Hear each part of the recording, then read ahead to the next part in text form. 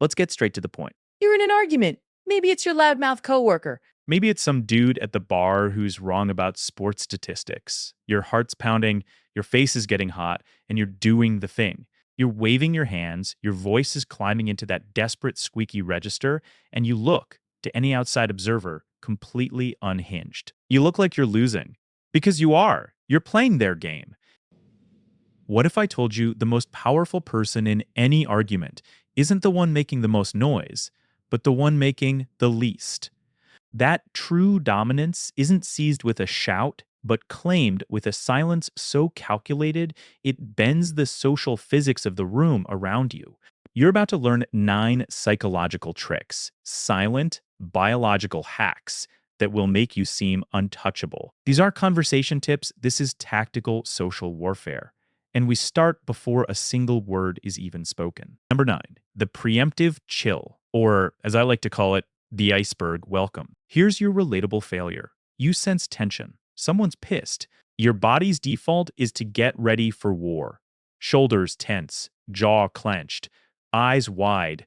You walk into the room like a startled guard dog, already reactive, already on the back foot. You are broadcasting defense. Stop it. You are not a guard dog. You are a glacier. You are immense, cold, and you were here millennia before this little conflict even sprouted. The science is simple but critical. Your parasympathetic nervous system, that's your body's chill out circuit. By consciously engaging it before you step into the ring, taking one slow, deep breath, rolling your shoulders back, forcing a state of calm, you lower your baseline heart rate and cortisol. You arrive not at their elevated level of agitation, but below it. The stakes, they enter the space in a heightened biological state, already burning through stress chemicals. You are in a state of low power idle. You didn't match their energy. You created an unearned instant power differential just by existing more calmly. Silent action is in the slow, deliberate settling, hanging up your coat like you have all day, taking your seat with a ponderous, almost bored finality.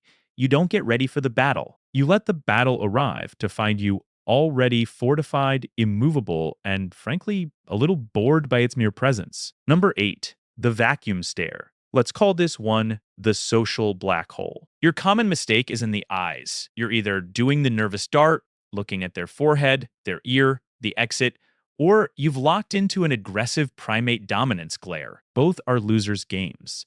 Your gaze should not be a frantic flashlight searching for a threat. It should be a gravitational pull, a black hole that absorbs every ounce of their emotional energy and gives absolutely nothing back. The simple science targets the amygdala, the brain's ancient threat radar. An unwavering, perfectly calm, and neutral gaze, focused just between their eyes, doesn't register as a direct fight challenge. It registers as something far weirder and more dominant: unpredictable stability.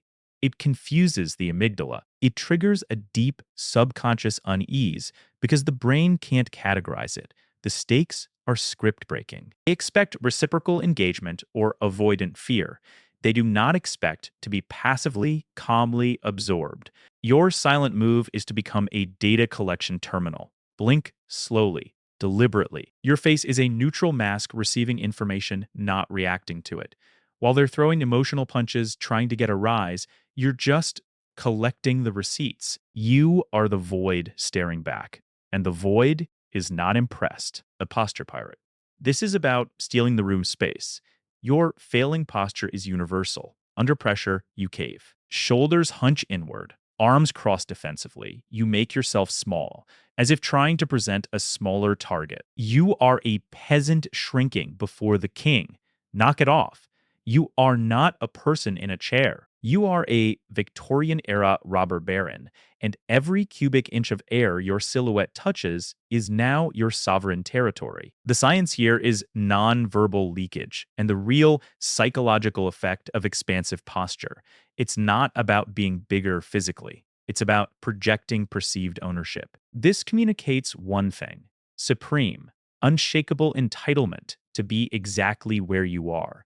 The stakes are visual dominance. Your slow, languid reclamation of space, leaning back so the chair creaks, draping an arm over the back of the adjacent chair, crossing your ankles and stretching out your legs, makes their agitated, jittery movements look exactly what they are: small, frantic, and insecure. You are not participating in their argument. You are holding court during their unfortunate outburst. You're fighting for a shaky foothold on the cliff face. You're sitting in a throne, quietly redesigning the entire landscape. Number 6, the strategic flinch. I call this the judo dodge. The common instinct is to go stone-faced, to take their verbal jab without blinking, to show your toughness. But that just makes you look like a brick wall, inflexible, and eventually something that gets climbed or broken. You are not a brick wall. You are the matador's cape. You move just enough to let the full force of their outburst pass by you, expending its energy on empty air. The science is in violating expectations and hijacking mirror neurons. When they lash out, they expect a flinch of fear or a flare of anger. Instead, you offer a slight, delayed, and clearly controlled reaction. A slow, single blink. A tiny, quizzical tilt of the head, as if you just heard a faintly interesting bird call. This shows you processed their attack, analyzed it, and found it. Intellectually curious, not threatening. The stakes are a brutal reframe. You transform their emotional output from a weapon into a specimen. It subtly insults the very potency of their assault. Your silent action is the micro-expression of, a slight considered retreat that is so obviously deliberate it conveys not fear, but clinical interest. You don't absorb their rage, you curate it, like a museum piece labeled ineffective communication, early 21st century. Number 5, the boredom bloom. Let's name this one yawn into victory. Your mistake is leaning in. You think showing intense engagement, leaning forward, nodding, wide eyes, shows you're taking them seriously. Wrong. It shows you're taking their drama seriously, which is the fuel they need. You are not an audience member captivated by their performance.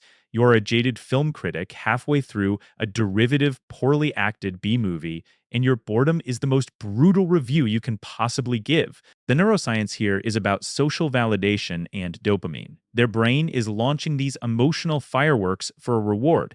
Any reaction, positive or negative, is a hit of dopamine. Your utter controlled boredom denies them that hit. It creates a dopamine crash. The stakes are that you starve the conflict of its only fuel. Their own brain starts to subconsciously interpret their escalating anger as pointless, awkward, and unrewarded. Your silent move is the look of distraction. Not a disrespectful checking your phone move, but something far colder. A slow glance past them to the clock on the wall. A faint, tired smile that doesn't reach your eyes as you examine your own fingernails. You are communicating that their nuclear launch sequence is, to you, about as interesting as a slowly deflating balloon. You render their emotional missile into a disappointing party popper that fizzed out on the lawn. Number 4, echo pause. This is the move of letting their words hang themselves. Your pathetic reflex is to jump in the millisecond they stop to breathe. You rebut, you defend, you interrupt. You are a debate club rookie. Stop talking. You are not a debater. You are a sound engineer in a cheap studio, and you've just let the terrible, teeny quality of their own argument echo back at them in the pristine, silent space you provide. The science is cognitive load and anxiety. The human brain hates silence after speech, especially charged speech. That silence forces the speaker to sit alone with their own words, marinating in their own stupidity. The pressure to fill that void becomes unbearable, often leading to self-doubt, backtracking, and verbal stumbling. The stakes are you hand them the shovel and let them dig their own grave while you just watch, arms crossed, from the edge. Your silent action is the weaponization of nothing. After their point lands, you offer a full 3 to 5 seconds of pure, unbroken eye contact. Then, not a word.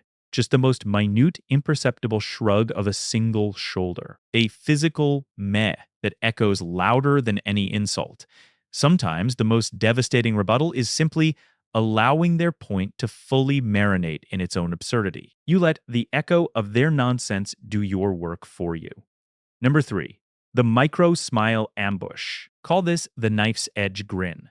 You think you need to maintain a scowl or a deadpan to be taken seriously in conflict. You are wrong. A completely neutral face is a blank canvas they can project onto. But a subtle, controlled, and contextually wrong smile, that's a weapon. This isn't a smile of friendship or agreement. It's the glint of sun on a hidden blade, a tiny, dangerous signal of secret knowledge. The science plays with smile recognition. A genuine Duchenne smile reaches the eyes. A non Duchenne or social smile does not.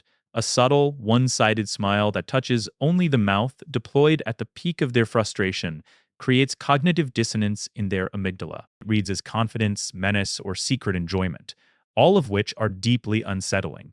The stakes are, you broadcast, that you're playing a different, more enjoyable game. It makes you unpredictable and dominant. Your silent move is to let this faint, cold smile bloom just as they reach their crescendo of anger. Not a smirk, not a grin, a calm, knowing reaction, as if they just revealed a piece of a puzzle only you understand. You flash just enough teeth to remind them this is a jungle, and you're not the one sweating.